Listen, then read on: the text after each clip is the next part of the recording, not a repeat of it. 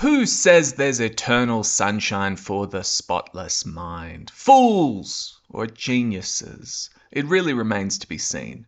I suppose a key factor is whether you're being raped or not. I haven't posted a video in a while because there's been nothing but obviously shit movies like The Crow and remakes, reboots and requels like Alien Romulus to watch in my area. So thankfully I got the chance to see Blink Twice, the debut film from Catwoman herself. Sorry, Anne. Zoe Kravitz. This is a solidly crafted, if by the numbers, thriller, which has a few interesting compositions that made me lean forward in my seat, and very propulsive editing which keeps the pace going and the sense of disorientation high. Thank God for a tight 100-minute thriller which doesn't overstay its welcome. I sorely needed this kind of horrific fun, and believe me, Blink Twice is horrific.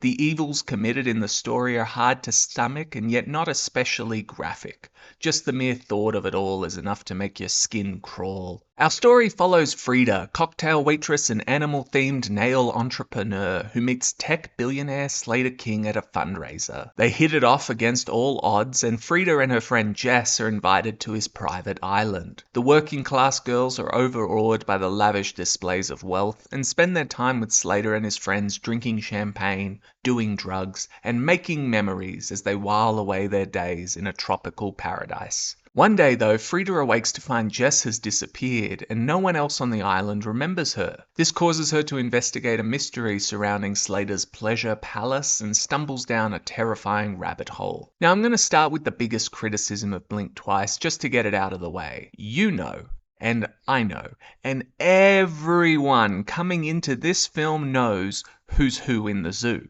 There was no surprise regarding the morality of characters, or the knowledge characters had pertaining to various acts. It was all predictable. Slater King is an evil, handsome white man, like every other bad guy over the last few years, and you can guess straight off the bat that all his straight white friends are in on it, because obviously straight white men are the devil.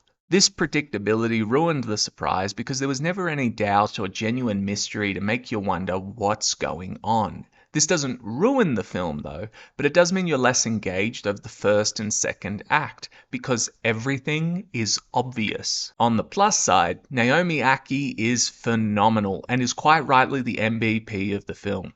She has range coming out the wazoo and carried the picture effortlessly. I'd never seen her before this, as I haven't seen any of her other credits, including The Rise of Skywalker, and I was so very impressed. I hope she has a very long career ahead of her because she's got the X factor. Channing Tatum is perfectly cast as Slater King. He's immeasurably charming and handsome, and yet you can't help but see a psychopathic undercurrent to the guy. I can't tell if that's because of good acting or because he has some serious issues, but it sure looks great on screen. An undermentioned component from the reviews I've seen is the humour in Blink Twice. The movie has some genuinely funny moments, especially in its second act, and delivers these all while keeping the sense of dread at a high level. It's a testimony to Kravitz's ability as a writer that she could find humour in this otherwise terrible scenario. Now, I can't share my conspiracy theory thoughts in general, but all I'll say is that in my humble opinion, Kravitz knows a little bit more than she's letting on. I've read stories about mind control and forget-me potions and sexual abuse, and a part of me can't help but think that this movie is a consolation prize for the masses, as the abuses will continue, but at least we now have a good thriller to enjoy with a romanticized ending that leaves you thinking, yeah, girl power. But how are things working out for all the women abused by Epstein? Which brings me, and please stop watching here if you don't want a spoiler, to the ending of Blink Twice. Kravitz denies reality and portrays the scrappy young nail entrepreneur as being victorious in the end, not just surviving, but manipulating King to take control of his billions. Frida achieves this through a touch of convenience and an ample dose of cunning. And it's not a bad ending, but it is unrealistic. Say what you will about Emerald Fennell, and I certainly am not a slavish devotee of her art, but at least Promising Young Woman was honest and portrayed the heroine as losing her life but still being able to achieve justice. Blink Twice is a little more disingenuous, as I doubt Frida, the cocktail waitress and animal-themed nail entrepreneur, would ever get off the island. Not because I didn't want her to win, but because there'd be more fail-safes in place and because she is not a woman with incredible abilities.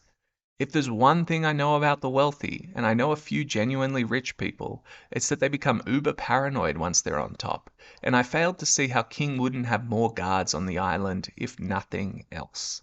Anyway, Blink Twice is a good debut film and heralds the coming of an exciting new female voice. I very much look forward to Kravitz making more films. Thank you for watching. What are we gonna do about you? We need to find out what's really going on.